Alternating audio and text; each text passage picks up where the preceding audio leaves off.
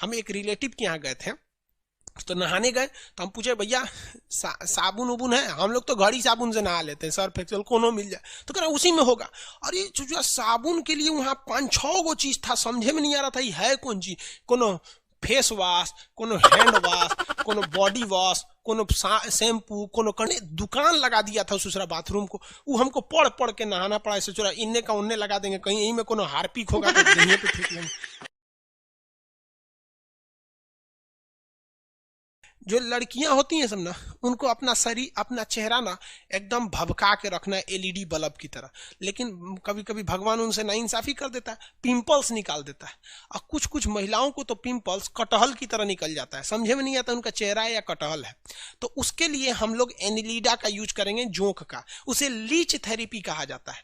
क्या किया जाता है कि कटोरा में जोंक ले आते हैं, सब मुंह पे उतार देते हैं। सब जोकवा जो होता है ना, पिंपल्सवा को देखता है तो हवा हवा खा जाता है। हवा के समझते हैं भूखाइले रहता है, हड़हड़ा के खा जाता है, पूरा मवाद वगैरह पी जाता है, खून चूस के पी जाता है। कहता है हाँ कितना टेस्टी है, मतलब पिंपल्स वगैरह में पकल पकल मवाद रहता है, पी जाता है। और इनकी खासियत क्या होती है, इन इन जोंक का थूक लार्वा जहां लगेगा वो एंटीसेप्टिक का काम करते हैं, फिर वहां कुछ नहीं होता है।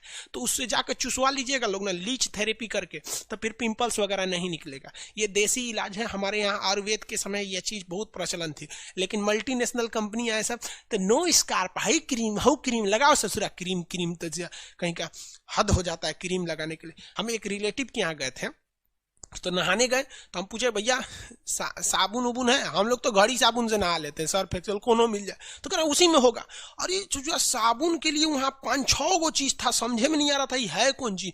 कोनो फेस वॉश, कोनो हैंड वॉश, कोनो बॉडी वॉश, कोनो शैम्पू, कोनो करने दुकान लगा दिया था दूसरा बाथरूम को। वो हमको पढ़ पढ़ के नहाना पड़ा। ऐसे चोरा इन्ने का उन्ने लगा देंगे, कहीं यहीं में कोनो हार्पिक होगा तो दही पे फेंक लेंगे। ये सब कांड करता है। हमारे यहाँ लीच थेरेपी हुआ करती थी।